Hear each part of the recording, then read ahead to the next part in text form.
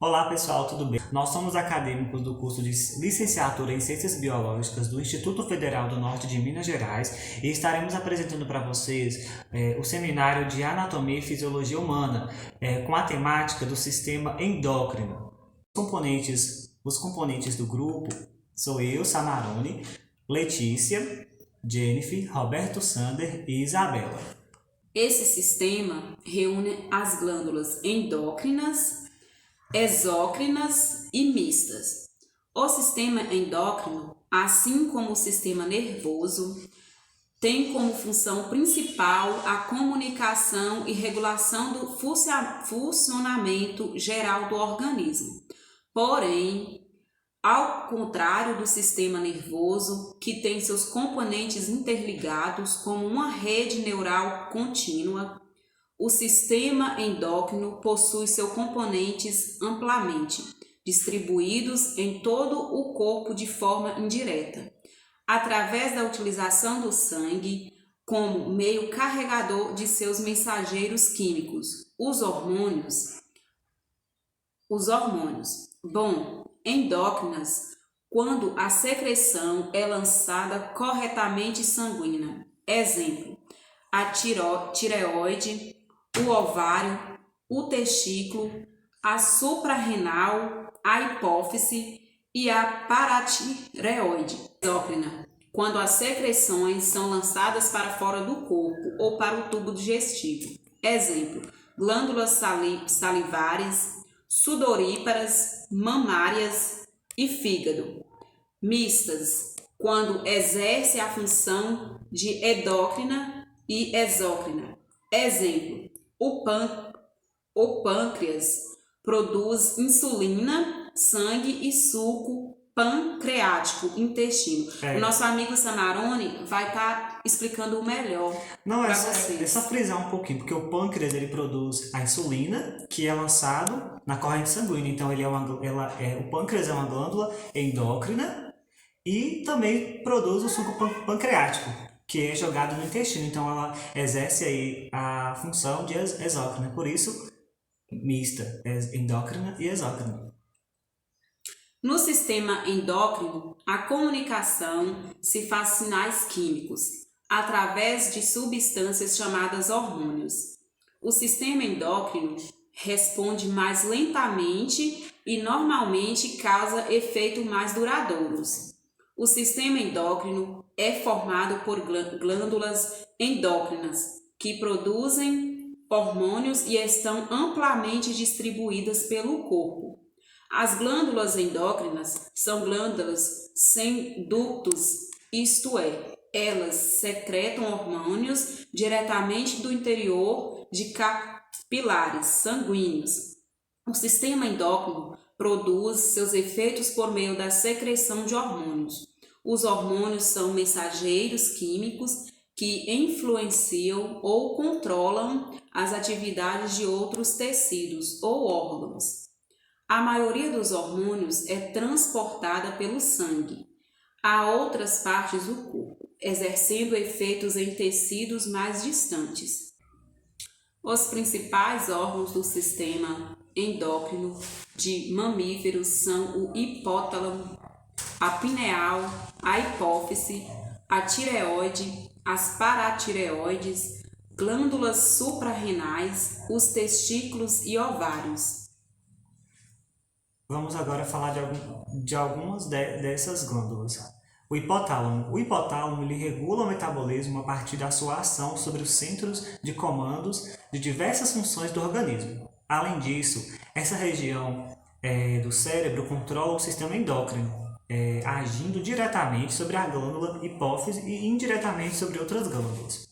A glândula pineal é uma pequena glândula situada no centro do cérebro. Sua principal função é o controle dos ciclos diários do sono e vigília. Durante a noite, a escuridão estimula a secreção de um hormônio da pineal, a melatonina, que induz ao sono.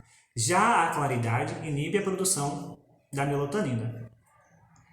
A glândula hipófise. A hipófise ela tem um tamanho de uma ervilha. Ela é localizada na fossa hipofisária do osso esfenoide, dividida em dois lobos. o adeno-hipófise, que é a hipófise anterior, e o neurohipófise, a hipófise anterior, conectada ao hipotálamo através do linfodíbulo.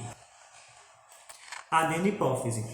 A adeno-hipófise ela é composta de tecido epitelial glandular e é altamente vascular e constituída de células epiteliais. Sintetiza e libera hormônios importantes como aqueles que estão envolvidos no controle do crescimento do corpo, aqueles que estimulam o crescimento e a secreção da mama feminina, aqueles hormônios corticais e também alguns da glândula suprarrenal, e aqueles também que estimulam a atividade da glândula da tireoide.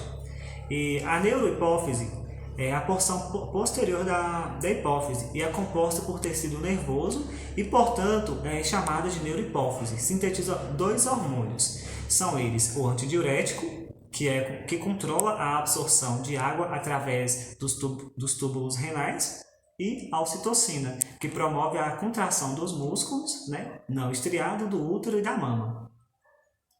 E a glândula da tireoide.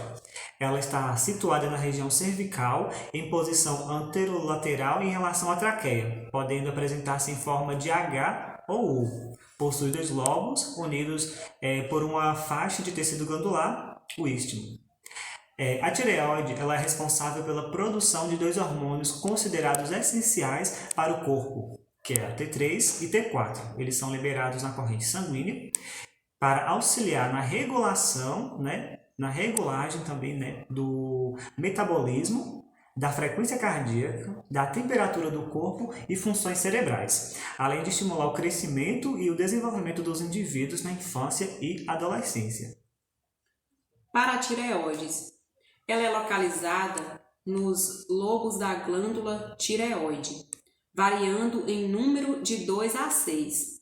As glândulas paratireoides secretam o hormônio paratireóide PTH, que está relacionado com o controle do nível e da distribuição de cálcio e fósforo.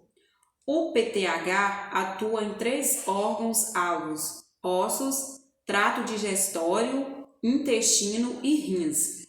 Glândulas suprarrenais são 2 pequenos órgãos na forma de uma pirâmide, situada na parte superior de cada rim, de tal forma que revestem como um manto.